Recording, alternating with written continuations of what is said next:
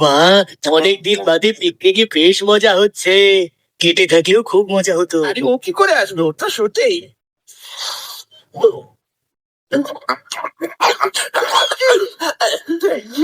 আরে আরে আরে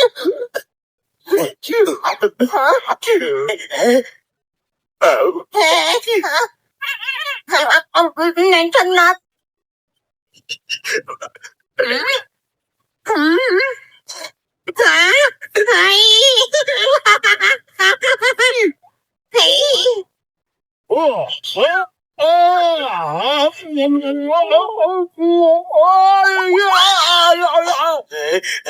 নন্দু দাদা, আমাদের খাবার নিয়ে কোথায় যাচ্ছিস? আমি পড়াশোনায় তোমাদের মতো আমার অনেক কাজ। আমি আমার মালিকের কথা শুনি। যারা খাই কথা শুনেছি নিশ্চয়।